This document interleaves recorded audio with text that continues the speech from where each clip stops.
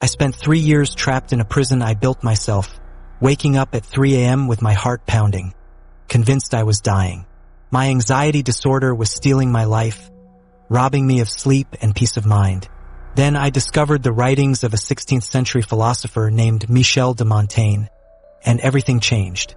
His radical approach to emotional thinking completely transformed how I experience reality.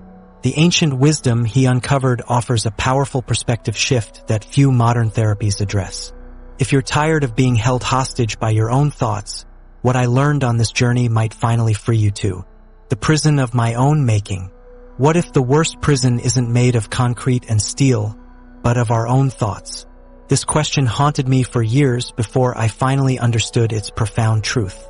The bars of my mental prison grew so gradually that I barely noticed them forming. Whispers of worry that evolved into shouts, subtle hesitations that transformed into paralysis. My anxiety crept in like fog, slowly obscuring the landscape of my life until I could barely see beyond the next step. The physical symptoms appeared first. A racing heart during mundane meetings, hands that trembled when reaching for my morning coffee, a stomach perpetually tied in knots. I remember sitting in my car one morning, gripping the steering wheel, unable to drive to work because my chest felt so tight I was convinced I was having a heart attack. After 3 trips to the emergency room in a single month, each time being told it was just anxiety, I began to understand that my body was waging war against an enemy that existed only in my mind. The social isolation followed naturally, a protective response to the unpredictability of panic. I declined invitations, creating elaborate excuses to avoid situations where escape would be difficult. Movie theaters became chambers of torture, dark spaces where I'd be trapped if panic struck. Restaurants transformed into arenas of potential embarrassment. Even casual gatherings with friends became exercises in endurance. My attention split between maintaining conversation and monitoring my internal alarm system. I became an expert at appearing engaged while mentally cataloging exit routes and bathroom locations, places to hide if the wave of panic came crashing down. The constant fear permeated everything, fear of fear itself. I feared the racing thoughts that would inevitably come at 3 a.m., jolting me awake with catastrophic visions. I feared the meetings where my mind might go blank mid-sentence. I feared driving on highways, standing in lines, sitting in crowded spaces. My world contracted as my fear expanded, until even my home, once a sanctuary, became tainted with anxious associations. The medical treatments I tried provided limited relief. Medications dulled the edges but left me feeling emotionally flatlined. Therapy taught me to recognize irrational thoughts but couldn't stop them from arising. The breaking point came during a particularly brutal panic attack at a friend's wedding. I had excused myself to the bathroom, where I sat desperately trying to slow my breathing while my heart hammered against my ribs. The contrast between the celebration outside and my private hell inside struck me with painful clarity. This was supposed to be a joyful occasion, yet I was missing it entirely, trapped in the prison of my anxious mind. The feedback loop of anxiety proved particularly vicious. I began to fear the symptoms themselves, which triggered more anxiety, intensifying those symptoms. My original triggers soon expanded to include anything that might provoke the physical sensations of panic. The racing heart, the shortness of breath, the tingling extremities. These bodily responses became more frightening than whatever initially caused them. I was afraid of my own physical responses. My body had become untrustworthy, an alien landscape prone to rebellion at inconvenient moments. Catastrophizing became automatic, a mental habit as ingrained as breathing. A headache transformed into the first sign of a brain tumor. A delayed response to a text message meant they secretly hated me. A mistake at work became evidence that I was fundamentally incompetent and would soon be fired. My mind constructed worst-case scenarios, elaborately detailed disaster films starring me as the unwitting victim. The turning point arrived unexpectedly. My therapist, after witnessing my frustration with conventional approaches, suggested something that seemed almost irrelevant. "Have you ever explored philosophy?" she asked. When I shook my head, she continued, "Sometimes the answers we need have existed for centuries. I think you might find some insight in the works of Michel de Montaigne. I left that session feeling skeptical. How could the writings of some long-dead philosopher help with the very real, physical symptoms of my anxiety disorder? Nevertheless, desperation drove me to the bookstore that evening, where I purchased a collection of Montaigne's essays. That night, I opened the book with minimal expectations and found myself face to face with a man who, despite living in the 16th century, understood my struggles with uncanny precision. Michel de Montaigne was a nobleman from Renaissance France who had grappled with his own mortality, questioned the certainty of knowledge, and embraced the contradictions of human nature.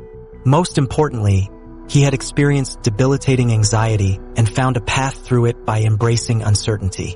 His famous question, "Que sais-je? What do I know?" became a mantra that challenged my anxious mind's insistence on certainty. As I explored Montaigne's essays, I discovered a perspective that modern therapeutic approaches had never offered. Where cognitive behavioral therapy taught me to challenge irrational thoughts with rational ones, still placing emphasis on finding the correct interpretation, Montaigne suggested something far more radical. Perhaps there is no single correct interpretation. Perhaps the very quest for certainty creates suffering. One passage in particular stopped me. "We are, I know not how, double in ourselves, so that what we believe we disbelieve, and cannot rid ourselves of what we condemn." Here was a man from 5 centuries ago articulating the very split I felt within myself.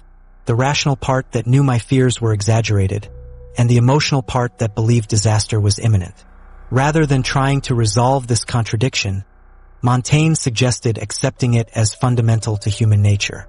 The most transformative aspect of Montaigne's philosophy was his approach to detachment, not as emotional coldness, but as a gentle stepping back from the tyranny of one's own thoughts. He didn't suggest eliminating worry, but rather observing it with curiosity rather than identification.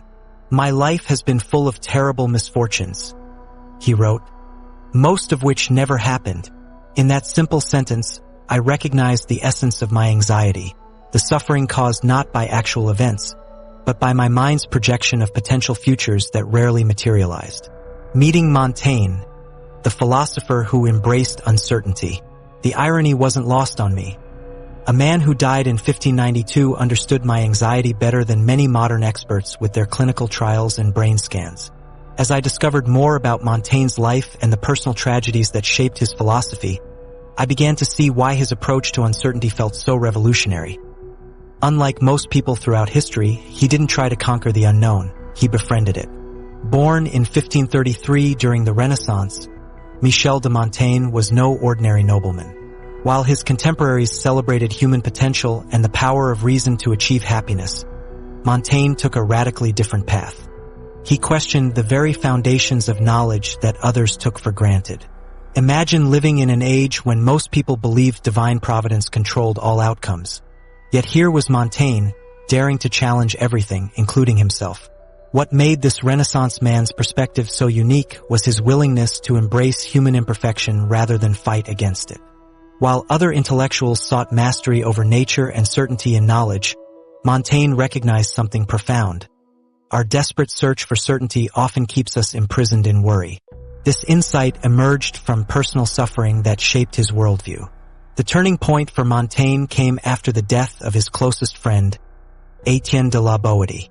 The intense grief he experienced shattered his faith in rational control. In one passage that particularly moved me, he writes about how our minds give things the color it chooses, regardless of their true nature. Reading this during my own period of intense anxiety, I felt an immediate connection. Here was someone who understood how our thoughts construct our reality. While the Renaissance celebrated classical thought and human potential, Montaigne saw the limitations of this approach. He recognized that life isn't a neat philosophical system. It's a messy blend of wisdom and madness, reason and emotion. This understanding placed him at odds with the intellectual climate of his time in ways that feel strikingly modern. What's particularly fascinating about Montaigne's approach is how it contradicted the prevailing religious dogma of his era. In a time when questioning God's plan was considered heretical, Montaigne gently suggested that perhaps certainty itself, even in matters of faith, could be a form of arrogance. His famous question, "Que sais-je?" or "What do I know?" represented intellectual humility and a revolutionary stance against certainty-seeking. This questioning stance extended inward through his essays, as he constantly interrogated his own assumptions and beliefs. He recognized the fluctuating nature of the self, that we're not static beings but constantly changing ones. This insight resonated deeply with me, as my anxiety often stemmed from trying to maintain a consistent identity. When reality contradicted these rigid self-concepts, suffering followed. I was particularly struck by how Montaigne responded to his near-fatal horse accident. Rather than becoming fearful of riding again, he described the experience of approaching death as surprisingly peaceful, almost pleasant. This account transformed my understanding of fear itself. If death, our ultimate fear, could be faced with such equanimity, perhaps my daily anxieties deserved less power over me. In Montaigne's writings, I found a perspective on detachment that differed completely from the emotional coldness I had previously associated with the term. His detachment wasn't about disconnection from life, but about freedom from the tyrannical grip of our own fixed ideas. He emphasized a lightness of attention and a refusal to take life too seriously. This middle path, avoiding both excessive passion and cold indifference, offered a blueprint for balanced living that seemed tailor-made for anxiety sufferers. Montaigne's philosophy anticipated modern mindfulness practices by several centuries. His emphasis on self-awareness and acceptance mirrors the core tenets of mindfulness. The practice of observing thoughts without identifying with them, central to mindfulness meditation, reflects Montaigne's approach to questioning his own beliefs and assumptions. This ancient wisdom provides a timeless framework for managing anxiety. The parallels between Montaigne's philosophy and contemporary psychological approaches are striking. When modern therapists encourage us to develop metacognition, the ability to observe our own thinking processes, they're essentially teaching what Montaigne practiced centuries ago. When they suggest cognitive diffusion, the practice of separating ourselves from our thoughts, they're echoing Montaigne's approach to detachment from mental constructs. What makes Montaigne's approach so powerful for anxiety sufferers is that it doesn't ask us to eliminate worry. Instead, it invites us to change our relationship with worry, to see it as just one of many mental activities rather than the defining feature of our experience. This shift in perspective doesn't require us to fight against our anxious nature, but to accept and work with it in a more compassionate way. Perhaps the most revolutionary aspect of Montaigne's philosophy is how it reconnects us with our humanity. In an age of optimization and self-improvement, where anxiety is often treated as a problem to be solved or eliminated, Montaigne reminds us that uncertainty, doubt, and anxiety are inherent parts of the human experience. Rather than pathologizing these experiences, he suggests we might find wisdom in them if we approach them with curiosity rather than resistance. At the root of most anxiety is a desperate grasp for certainty in an inherently uncertain world. We worry because we want to control outcomes, predict the future, and protect ourselves from harm. But as Montaigne recognized, this attempt to control what cannot be controlled creates its own form of suffering, one that often exceeds the pain of whatever we were trying to avoid in the first place. This insight reveals the paradoxical nature of anxiety. The more we try to eliminate uncertainty through worry, the more anxious we feel. Montaigne's genius was recognizing that letting go of the need for certainty actually provides more stability than frantically trying to control everything. The anxious brain, understanding your internal alarm system, what makes the ancient survival mechanism in your brain, the same one that kept your ancestors alive for millions of years, turn against you in the modern world? This question lies at the heart of understanding anxiety from a neurological perspective. While philosophical insights like Montaigne's offer wisdom about relinquishing control, a deeper journey into your brain's architecture reveals why these approaches work on a biological level. Your anxiety response isn't a malfunction, it's an evolutionary masterpiece operating in the wrong context. The system designed to protect you from physical dangers activates when your boss sends a cryptic email or when you're about to give a presentation. Understanding this mismatch between your ancient brain and modern environment is the first step toward freedom from anxiety's grip. The story begins in your brain's alarm system, the amygdala. This almond-shaped structure constantly monitors your environment for potential threats, ready to trigger immediate action before your conscious mind processes what's happening. Think of it as a highly sophisticated security system installed millions of years ago. When functioning optimally, this system saves lives. When your ancestors encountered a predator, this rapid response system flooded their bodies with stress hormones, increased heart rate, and prepared them for fighting or fleeing. Your amygdala, however, doesn't distinguish between a charging predator and an upcoming performance review. To this primitive part of your brain, threat is threat. The same physiological reactions that once saved your ancestors from physical danger now activate when you worry about social gatherings or work deadlines. This explains why anxiety feels so visceral. Your body is literally preparing for survival. What makes this system problematic in modern life is its tendency toward hypersensitivity. Your amygdala can become trained to overreact, misinterpreting neutral stimuli as threats. Imagine a smoke detector that blares when there's actual smoke, but also when someone lights a candle, cooks dinner, or takes a hot shower. That's an overactive amygdala. Ordinary experiences trigger full-blown alarm responses. The consequences extend beyond momentary discomfort. When anxiety becomes chronic, the continual flood of stress hormones creates alterations in your brain. The prefrontal cortex, responsible for rational thinking and emotional regulation, shows reduced activity during high anxiety. This explains why you may know your fears are irrational but can't feel that truth. Your logical brain is temporarily disabled by your alarm system.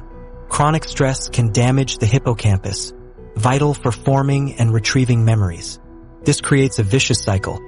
Anxiety impairs your ability to accurately remember past experiences, leading to more anxiety about similar situations in the future. As your amygdala sounds the alarm, your autonomic nervous system triggers physical symptoms that often become triggers for more anxiety, creating a feedback loop. You begin to fear the sensations of anxiety themselves, entering what psychologists call fear of fear, a state where anxiety about experiencing anxiety becomes more debilitating than the original triggers.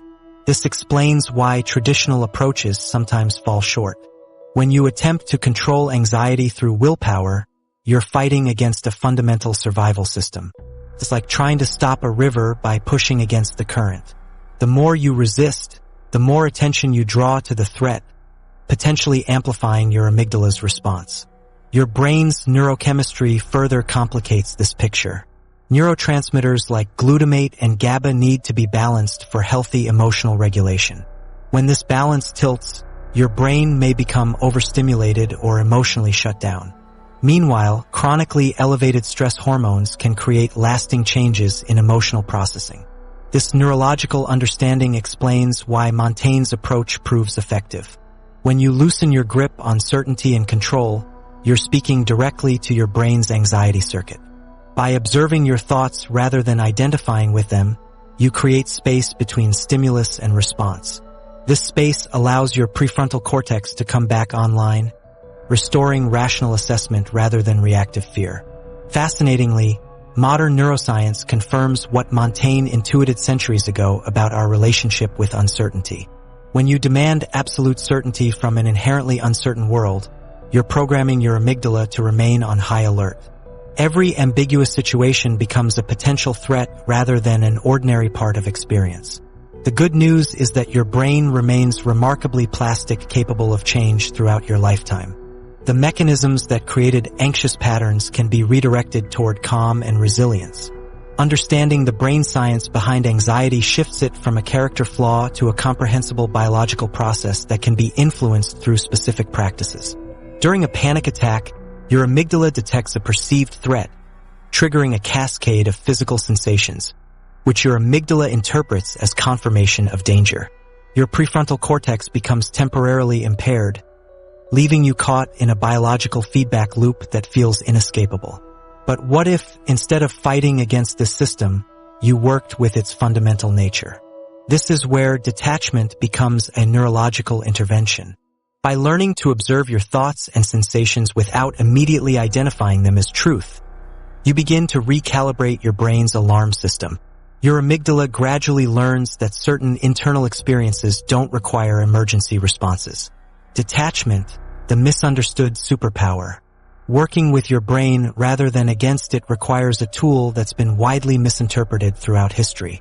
When you hear detachment, you might picture a stone-faced monk who's renounced all worldly pleasures or someone who's emotionally unavailable. The truth about this practice couldn't be more different. Detachment isn't the absence of feeling. It's the presence of clarity that transforms your relationship with everything you experience. The psychological reality of detachment differs significantly from its common misconception. Creating a conscious space between what happens to you and how you respond to it gives you the freedom to choose your reaction rather than being driven by automatic responses. This buffer zone is where true agency emerges. Many people confuse detachment with not caring, but these are fundamentally different states of mind. Healthy detachment means developing the ability to observe internal experiences without being consumed by them. You feel fully, but you don't become your feelings. This distinction represents the difference between drowning in your emotions and learning to swim with them. A critical distinction exists between healthy detachment and unhealthy dissociation. Dissociation represents an extreme state where you feel disconnected from your body, thoughts, feelings, or surroundings, often as a defense mechanism against trauma. I experienced this firsthand during a particularly stressful presentation. As anxiety overwhelmed me, I felt myself floating away from my body, unable to feel my hands or hear my own voice clearly. That's dissociation, an unconscious retreat. By contrast, detachment is a conscious choice to create space while remaining present. In a similar situation later, I practiced detachment by acknowledging, I notice anxiety is arising, while staying grounded in my body and continuing the presentation with awareness. One is an emergency escape hatch. The other is a deliberate stance of awareness. Unhealthy emotional detachment typically emerges as a strategy to avoid distressing emotions. This avoidance pattern can lead to strained relationships and social isolation. You might struggle to express empathy, making meaningful connections difficult. The protective wall eventually keeps out joy as well as pain. Healthy emotional detachment allows you to manage your emotional involvement with a sense of calm and objectivity, especially during tension. It serves as a valuable emotional regulation tool, though even this healthy version can become problematic when overused. The key is balance, maintaining enough connection to engage authentically while having enough distance to avoid being overwhelmed. Detachment creates space between stimulus and response, the fundamental premise of freedom philosophers have recognized for centuries. When something triggers you, detachment creates a pause between that trigger and your reaction. In that pause lies the power to choose. Without it, you remain at the mercy of conditioned responses and habitual patterns. This concept connects directly to cognitive diffusion, a core technique in acceptance and commitment therapy. Cognitive diffusion involves creating psychological distance from thoughts by observing them without identifying with them. Rather than treating the thought, "I'm going to fail," as truth, you recognize it as simply a mental event, something your mind produces, not a reality you must accept. Techniques for cognitive diffusion include identifying thoughts as thoughts. I notice I'm having the thought that I'll fail, watching the thinking process itself, and using metaphors to create distance. These practices echo what Montaigne discovered through philosophical exploration centuries ago, that we are not our thoughts, and freedom comes from recognizing this separation. Buddhist concepts of non-attachment emphasize a similar understanding, highlighting the impermanence of emotions, experiences, and our sense of self. By accepting life's transient nature, we reduce suffering caused by clinging to desires or resisting reality. This perspective encourages equanimity and detachment from outcomes, allowing present moment peace rather than control by fear or pursuit of gain. While excessive detachment can hinder empathy, a healthy form actually enables greater compassion. Creating space from your own emotional reactions allows you to understand others' emotions without being overwhelmed. You can be present with someone's pain without drowning in it, a balance essential for meaningful connection. In practice, detachment might look like noticing anxiety arise without becoming identified with it. Rather than thinking, "I am anxious," you might observe, "There's anxiety happening right now." This subtle language shift reflects a profound relationship change with the experience. The anxiety remains, but you're witnessing it from a place of greater freedom. Practical techniques like the 3-3-3 grounding method offer immediate ways to practice detachment during high anxiety. Name 3 things you can see, 3 things you can hear, and move 3 parts of your body. This redirects attention to immediate sensory experience, creating space from anxious thoughts and anchoring you in the present moment. Detachment transforms anxiety by changing your relationship with uncertainty and discomfort. Rather than struggling against these inevitable aspects of human experience, you learn to hold them with greater ease. The resistance against what is creates more suffering than the original discomfort. As you practice detachment, you discover that difficult experiences can be present without defining you. The paradox of detachment is that it ultimately leads not to disconnection but to more authentic engagement with life. When you're not consumed by reactivity, you're free to respond with greater wisdom and compassion. You can choose actions aligned with your deepest values rather than being driven by fear or avoidance. This is the freedom Montaigne discovered, not freedom from difficult. The 5-4-3-2-1 technique. Grounding in the present moment. When philosophy meets practicality, something remarkable happens. This freedom that Montaigne discovered manifests in concrete techniques that can interrupt anxiety at its peak. The 5-4-3-2-1 grounding method represents perhaps the most accessible bridge between philosophical detachment and immediate relief during overwhelming moments. Think about the last time someone told you to just calm down during a moment of intense anxiety. Did it help? Or did it actually intensify your distress? There's a neurological reason for this counterintuitive response. When someone instructs us to calm down while our nervous system is in full activation mode, it creates a secondary layer of pressure. Now we're not only anxious, but also failing at not being anxious. This cognitive dissonance often amplifies the very symptoms we're trying to manage. The 5-4-3-2-1 technique works differently because it doesn't fight against your brain's alarm system. It redirects it. Rather than demanding immediate calmness, it channels attention outward through systematic engagement with your surroundings. It creates a bridge back to the present moment when anxiety has catapulted you into catastrophic futures or rumination about the past. The technique begins with taking a few slow, deep breaths to prepare your nervous system. Then, methodically identify 5 things you can see around you. Notice colors, textures, shapes, and details. This visual focus immediately pulls attention away from internal catastrophizing and toward external reality. Next, acknowledge for things you can physically touch or feel. The texture of clothing against skin, the temperature of air, the pressure of feet against the floor.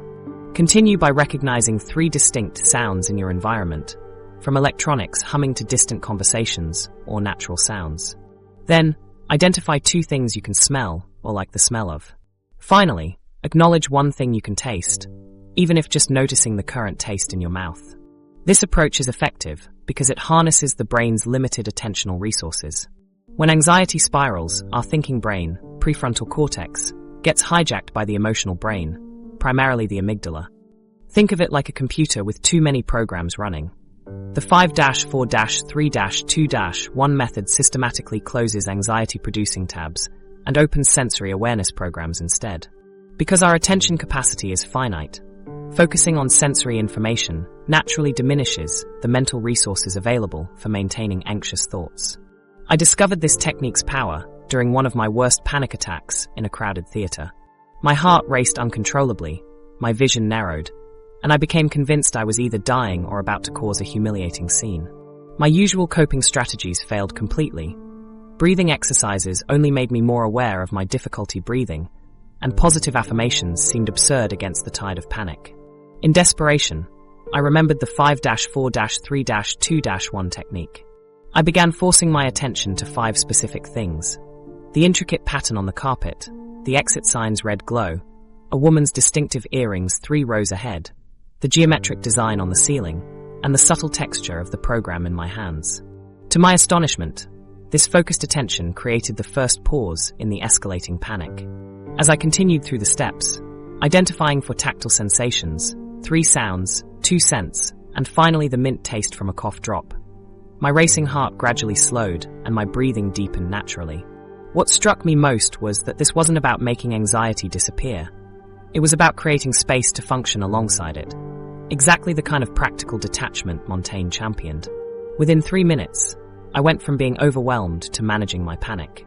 I stayed in my seat rather than fleeing, and though anxiety remained present, it no longer controlled me. The technique adapts to various situations. For milder anxiety, you might spend more time on each step, noting multiple examples within each sensory category. During acute panic, simplifying to just one example for each sense can provide immediate grounding. Visual processors might expand the visual component, while those more attuned to sound might extend the auditory focus. Research shows this technique interrupts the anxiety circuit at multiple levels. Sensory focus activates brain regions associated with present moment awareness, counteracting the future-oriented nature of anxious thinking. The structured counting provides cognitive organization when thoughts feel chaotic, giving the prefrontal cortex a simple task to regain control. Perhaps most importantly, the technique provides immediate agency during moments when anxiety makes us feel powerless. Each identified sensory element represents a small victory over panic. The 5-4-3-2-1 approach requires no special equipment, lengthy training, or optimal conditions. It's free, portable, and discreet enough to use in public without drawing attention. You can practice during meetings, while standing in line, or when insomnia strikes. Unlike approaches requiring considerable time before seeing results, this technique often provides noticeable relief within a single practice session. With regular practice, it becomes more than an emergency intervention. It trains your nervous system. Each time you successfully interrupt an anxiety cycle using sensory awareness, you strengthen neural pathways associated with calm presence and weaken those associated with anxious reactivity. Over time, your brain rewires itself to make the shift from anxiety to presence more accessible and automatic.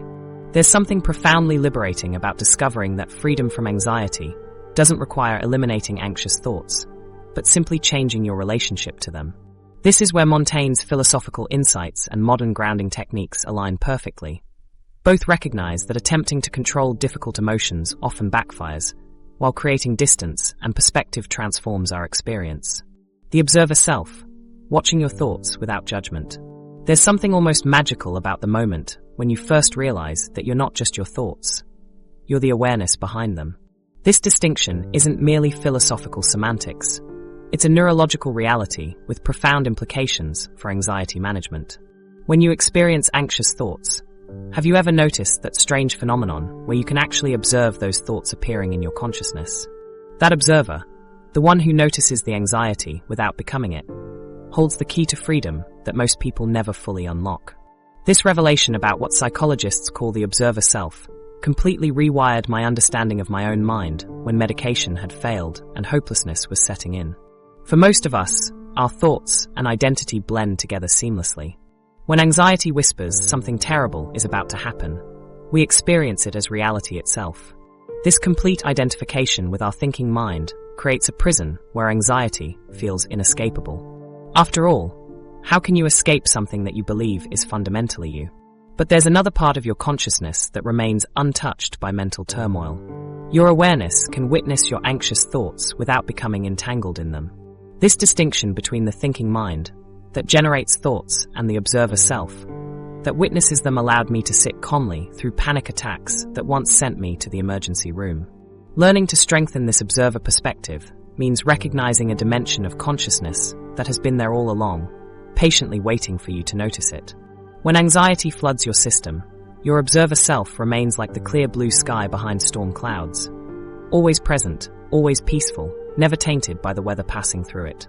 Developing this metacognitive awareness, the ability to reflect on your own thinking processes, has been scientifically proven to reduce anxiety symptoms. By cultivating these skills, you begin to recognize and understand your thought patterns, including those unhelpful thinking styles that fuel anxiety. This shift allows you to view anxious thoughts as mental events rather than absolute truths.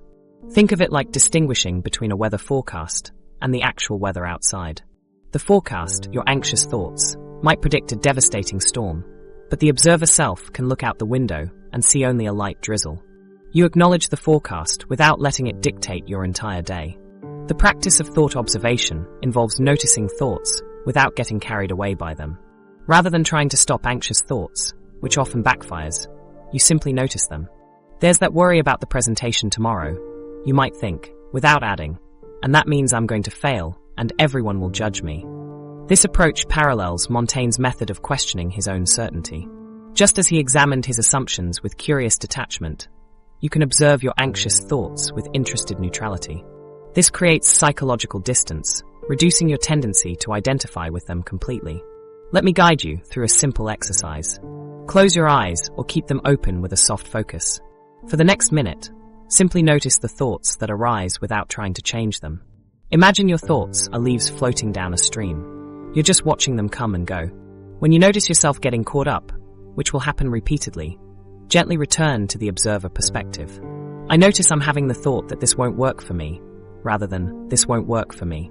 That subtle shift reinforces the distinction between you and your thoughts.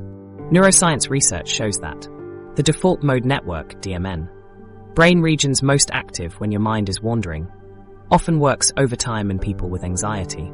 This network drives self-referential thinking, worrying about the past, catastrophizing about the future, and maintaining negative self-narratives. The observer perspective helps regulate DMN activity, allowing you to detach from these thought patterns and reduce anxiety's intensity. It's like turning down the volume on a radio station broadcasting negative news. The station continues to play, but it no longer dominates your attention. This perspective shift requires consistent practice. Initially, you might manage only moments of separation before getting swept up in anxiety again. That's normal. With practice, those moments extend into minutes, then become your default way of relating to anxious thoughts. I experienced this transformation firsthand. Sitting in a crowded theater, once a trigger for panic, I felt anxious sensations arise. Racing heart, shallow breathing, tightening chest. But instead of spiraling into panic, I watched with curious detachment. I notice my heart is beating faster. I notice I'm having the thought that I need to leave. These sensations existed, but they no longer defined my reality. This ability to witness, rather than become my anxiety, changed everything. When thoughts about health concerns arose, previously a major trigger, I could observe them rather than immediately believing them. There's my mind doing its thing again, worrying about that pain in my shoulder. The sensation remained. The suffering diminished. This approach doesn't require battling your own mind.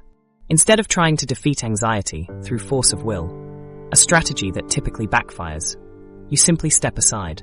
This is why the observer perspective succeeded where medication had failed in my case. Pills might temporarily dampen anxiety's intensity, but they don't change your fundamental relationship with anxious thoughts. As this practice becomes more natural, anxiety loses its grip. You gain access to a more stable sense of self, one that doesn't fluctuate based on your current emotional weather. You're no longer at the mercy of every anxious thought. This capacity to observe without judgment allows you to respond rather than react to life's challenges. When anxiety arises, you can pause in that space between stimulus and response. From this centered awareness, you can choose actions aligned with your values rather than your fears. The observer perspective reveals something profound about anxiety itself. Anxious thoughts can't damage your essential awareness. This recognition brings a deep sense of safety that medication and conventional strategies rarely provide. The knowledge that no matter how intense your anxiety becomes, a part of you remains untouched by it. Cognitive reframing, the art of perspective shifting. Option 3 captures something truly fascinating about the mind. Those clouds of anxious thoughts that we've learned to observe, they can be actively reshaped into entirely different formations. This revelation transformed my relationship with anxiety in ways I never thought possible. The same catastrophic thought patterns that once left me paralyzed with fear gradually became sources of motivation when I discovered what neuroscience now confirms. Deliberately shifting perspective can literally rewire your brain's response to perceived threats. The anxious mind creates intricate stories about what might happen, who might judge us, or how we might fail. These narratives aren't fixed realities, but malleable interpretations waiting to be rewritten. This is the essence of cognitive reframing, observing your thoughts and actively transforming their meaning. It's like being handed a script you've been unconsciously following and realizing you have the power to edit it line by line. Let me explain how this works in practice. When my heart would race before speaking in front of a group, my automatic interpretation was, I'm failing at this basic task that everyone else finds easy. This thought would trigger a cascade of physical reactions, making the anxiety worse. Through cognitive reframing, I learned to challenge this narrative and replace it with my body is preparing me to perform well. This energy can fuel my presentation. Same physical sensation, completely different meaning. This approach isn't about positive thinking or denying reality. It's about questioning the assumptions behind our automatic interpretations. Our brains constantly create stories to explain our experiences, most forming below our conscious awareness. Cognitive reframing brings these stories into the light, where they can be examined and rewritten. The transformative power of reframing lies in understanding that it's rarely external events that cause our suffering, but rather the meanings we attach to them. A cancelled meeting might trigger anxiety for one person. They must be disappointed in my work. And relief for another. I now have time to prepare more thoroughly. The event is identical. The interpretation creates entirely different emotional experiences. Montaigne, the 16th century philosopher who practiced observing his own thoughts, understood this principle centuries ago. In his tower study, surrounded by his books, he practiced considering multiple perspectives on any situation that troubled him. Nothing is so firmly believed as what we least know, he noted, highlighting how our most rigid interpretations often lack solid evidence. This insight forms the foundation of cognitive reframing, recognizing that our initial interpretations, especially catastrophic ones, are often assumptions rather than facts. Practical reframing requires specific techniques. Socratic questioning is one powerful approach, systematically challenging the evidence for negative thoughts by asking, what facts actually support this interpretation? What facts contradict it? Am I confusing feelings with facts? These questions examine anxious thoughts rigorously, much as Montaigne examined his own assumptions. Another effective technique is examining the full spectrum of possibilities rather than defaulting to catastrophic interpretation. When facing uncertainty, the anxious mind jumps to worst-case scenarios. Cognitive reframing involves consciously generating multiple potential outcomes, from worst to best to most likely, revealing that catastrophic outcomes occupy a small slice of possibilities. I applied this when I developed unexplained chest pain during a stressful work period. My mind immediately leapt to heart attack, despite having no risk factors. My hands grew clammy, and breathing became difficult as panic set in. My therapist guided me through examining alternative explanations. Muscle strain from a new exercise routine, acid reflux, or anxiety-induced tension. Creating this spectrum of possibilities didn't eliminate my concern, but it right-sized it. I was able to calmly call my doctor instead of rushing to the emergency room, and discovered it was indeed muscle strain from poor posture at my desk. This experience showed me how quickly reframing can transform terror into manageable concern. The most powerful reframes often shift from personal to universal interpretations of struggle. When experiencing social anxiety, my default framing was deeply personal. I'm awkward and people are judging me. Through practice, I learned to reframe this as, social connection involves vulnerability for everyone. My discomfort is part of the universal human experience. This shift from isolation to common humanity made the same sensations far less threatening. What makes reframing effective is that it works directly with the brain's learning mechanisms. When we repeatedly interpret situations in anxiety-producing ways, we strengthen neural pathways associated with threat. Each time we practice alternative interpretations, we create new neural pathways that eventually become more automatic than the old anxiety-inducing ones. You might wonder why we cling to negative interpretations that cause suffering. Anxiety-producing thoughts often serve hidden functions. Catastrophic thinking can feel like preparation for the worst. Self-criticism can feel like motivation to improve. Worry can feel like problem-solving. We resist reframing because we fear losing these protective functions. The most successful reframes acknowledge these hidden benefits while offering healthier alternatives. Rather than simply replacing, I might fail with I'll succeed, we might reframe to preparing thoroughly helps me manage uncertainty, and I can handle disappointment if it comes. This honors the protective intention behind anxiety, while offering a more balanced perspective. What distinguishes cognitive reframing from simplistic positive thinking is its focus on workability rather than truth. The question isn't, what's the truest way to see this situation? But rather, what perspective allows me to respond most effectively? With practice, these new perspectives begin feeling as valid as the old anxiety-producing ones. This approach represents a profound shift. Instead of treating anxious thoughts as problems to eliminate, we learn to see them as raw material for transformation. The same cognitive flexibility that allows us to catastrophize enables us to reframe.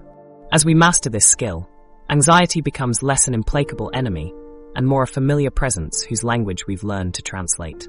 The paradox of control, surrendering to gain power. Option 2 captures an uncomfortable truth that sits at the core of our relationship with anxiety.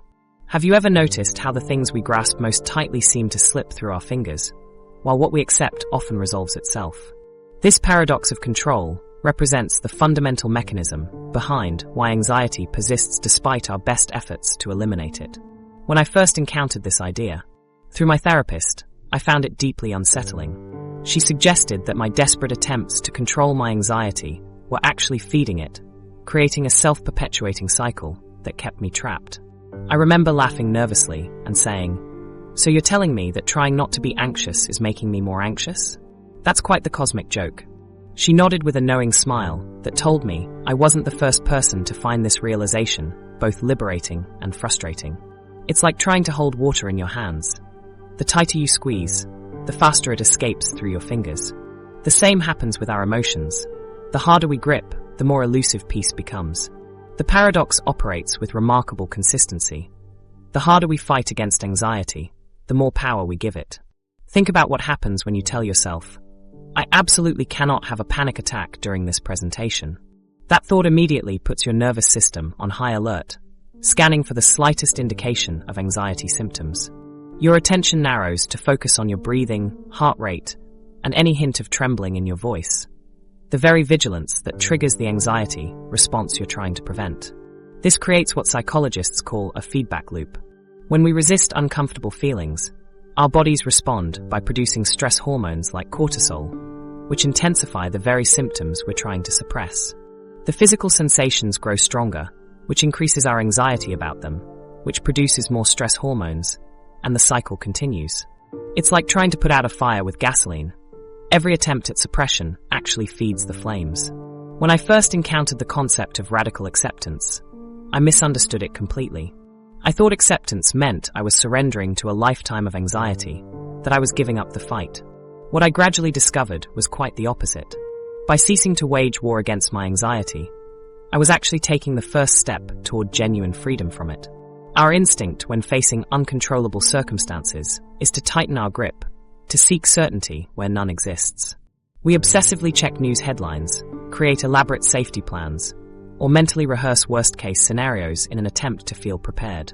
These strategies provide a temporary illusion of control, but ultimately intensify our distress by keeping our focus fixed on potential threats. What makes this particularly challenging is that we live in a culture obsessed with control. From productivity apps to 5-year plans, we're taught that success means mastering our environment, our emotions, and our futures.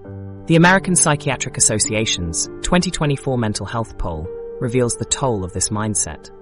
43% of US adults report feeling more anxious than the previous year, up from 37% in 2023 and 32% in 2022. Most telling is what people worry about. The economy, 77%. The upcoming election, 73%. Gun violence, 69%. All situations largely beyond individual control. These statistics reflect our daily struggles with uncertainty, highlighting how our collective anxiety stems from grasping for control in an inherently unpredictable world. Montaigne understood this dynamic centuries ago. His philosophy embraced life's fundamental uncertainty rather than fighting against it.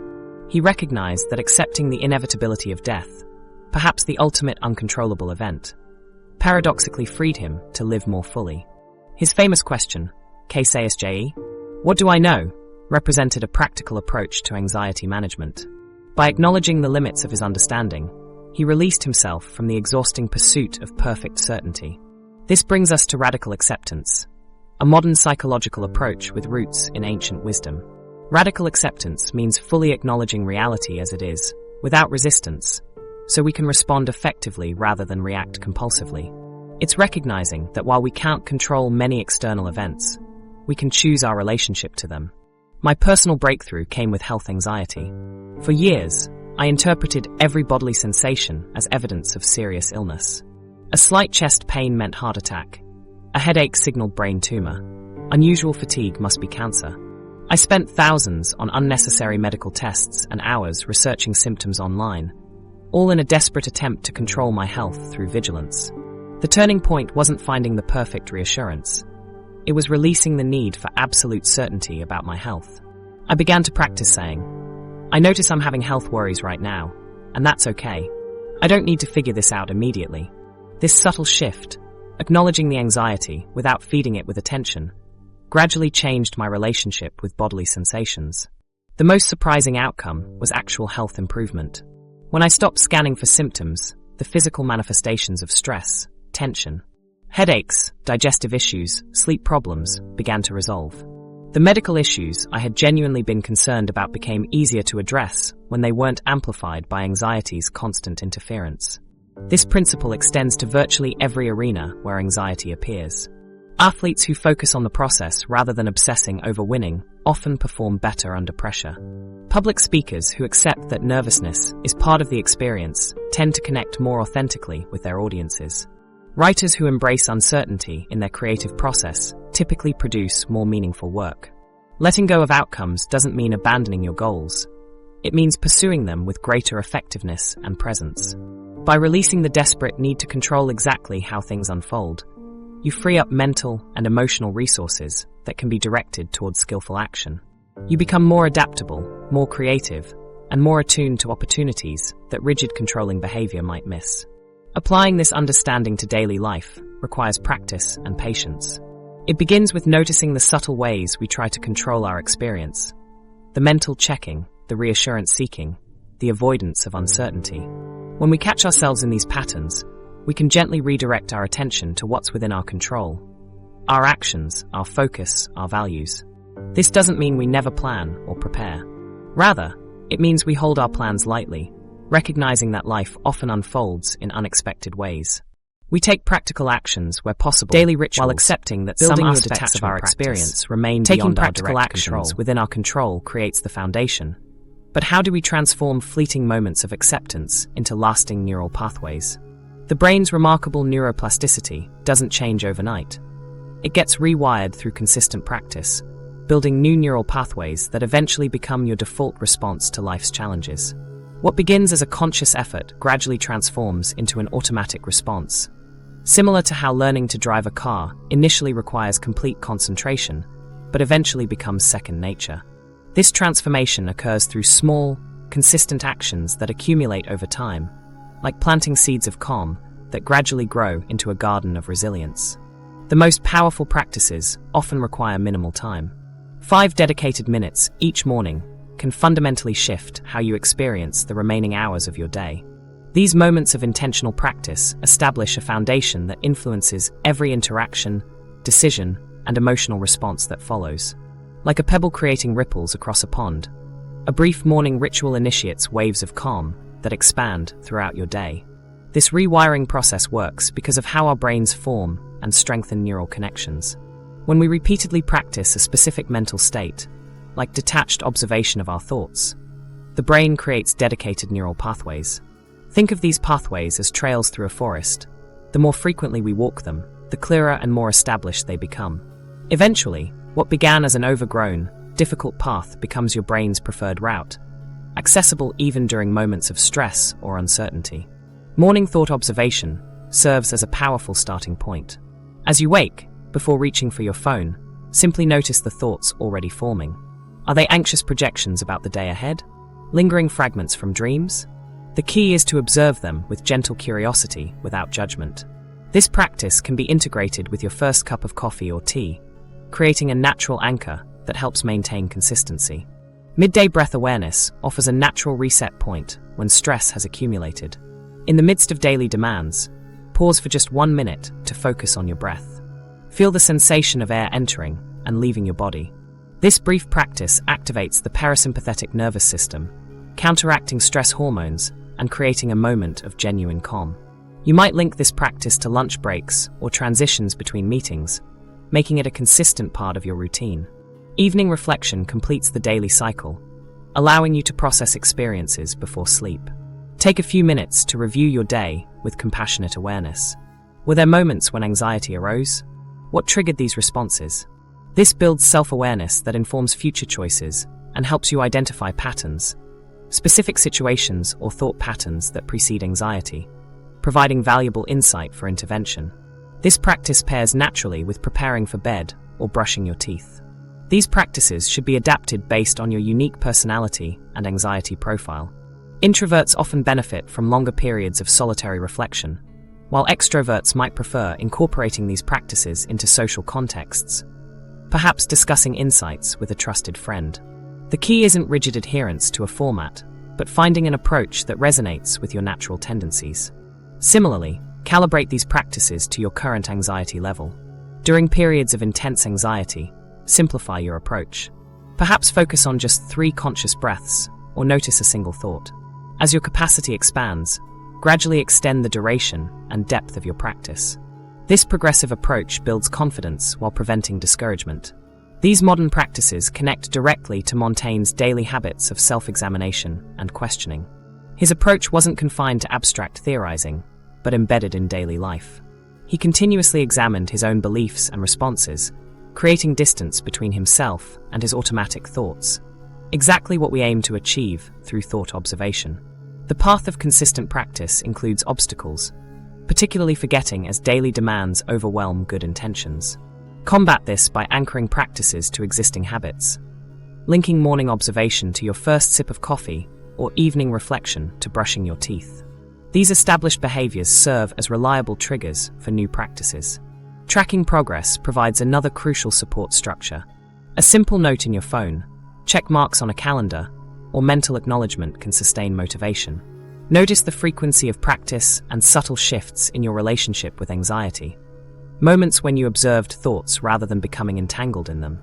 When motivation wavers, remember that consistency matters more than perfection. Missing a day doesn't erase previous progress. Self-compassion serves as a crucial companion on this journey. Moments of reactivity aren't failures, but opportunities for deeper learning about your patterns. For particularly intense anxiety, specific grounding techniques provide immediate relief. The 3-3-3 technique helps by naming 3 things you can see, 3 things you can hear, and moving 3 parts of your body. This returns your attention to the present moment, interrupting the anxiety spiral. The 5-4-3-2-1 technique expands this approach by engaging all 5 senses. These daily rituals gradually transform your neural architecture, creating pathways of resilience that persist during difficult periods. What begins as deliberate practice becomes integrated into your being, shifting how you engage with life itself. This transformation doesn't eliminate anxiety entirely. That's not the goal. Rather, it changes your relationship with anxiety, transforming it from an overwhelming force to an aspect of your human experience that you can observe with curiosity rather than resistance. The transformation, from prison to freedom. The shift from resistance to curiosity marks the beginning of what might be the most profound journey you'll ever take. One where the prison walls of anxiety slowly dissolve without you even noticing they're gone. This transformation doesn't happen overnight. In fact, the most meaningful changes often occur so subtly that we fail to recognize them until months later, when something triggers the realization that we've become someone new. 6 months into my practice of detachment, I found myself giving a presentation to over 100 people when the projector failed. Previously, this technical glitch would have triggered catastrophic thoughts and a panic attack. But something different happened that day. I noticed the flutter of anxiety arise, observed it with genuine curiosity, and then continued. I improvised, made a joke about technology, and delivered the presentation without slides. Only when a colleague commented on my composure did I realize the shift. I had fundamentally changed my relationship with anxiety. This transformation wasn't linear. There were still difficult days and challenging moments. The difference was that these experiences no longer defined me. They became passing weather patterns in my internal landscape, rather than devastating storms that destroyed everything. Neuroplasticity research explains this change. Through consistent mindfulness and cognitive reframing, we reshape the neural pathways associated with anxiety. The brain adapts, creating connections that prioritize calm observation over panic. What begins as deliberate practice becomes your default response. Studies confirm what I experienced. Anxious thoughts diminish over time because your brain processes triggers differently. My creative work transformed unexpectedly. For years, perfectionism had manifested as creative paralysis. As detachment became integrated into my daily life, these blocks dissolved.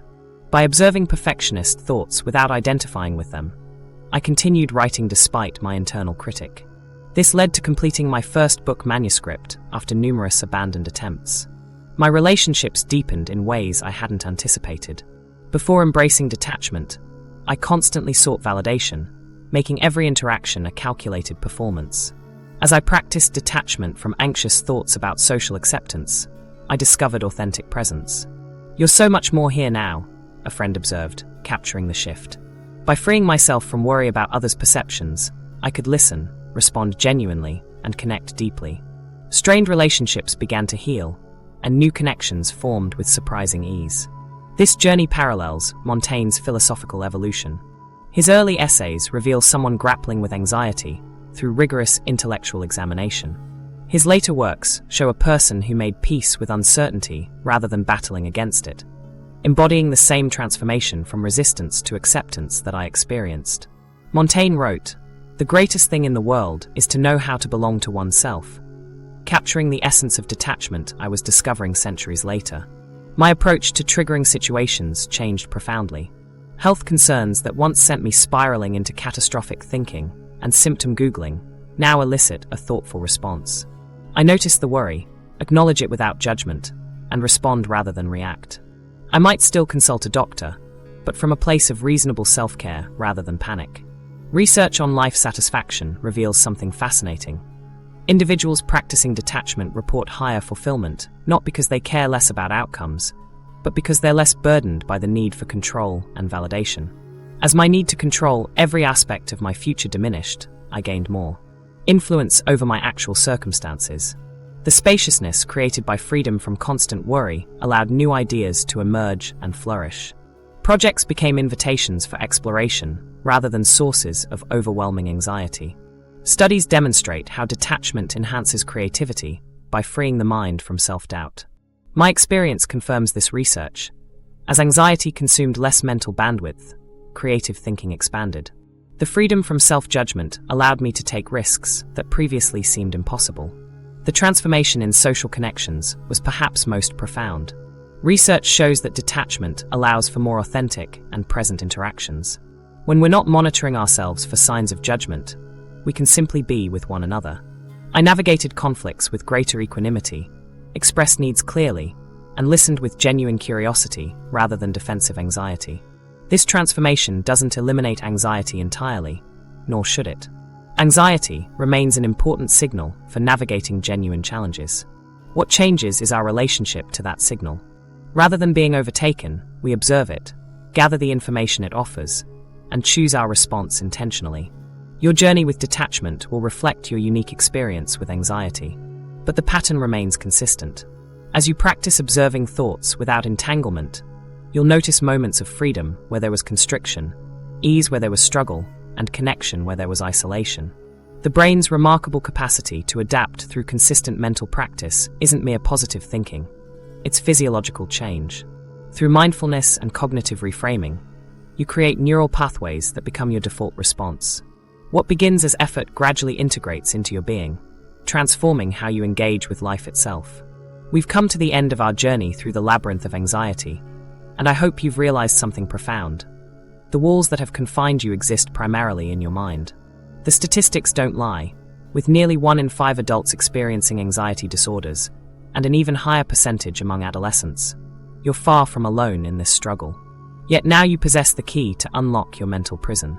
Begin your journey with detachment today. 5 minutes of practice can transform your anxious thoughts into peaceful clarity, like morning fog lifting to reveal a clear horizon. Remember Montaigne's timeless wisdom. My life has been full of terrible misfortunes.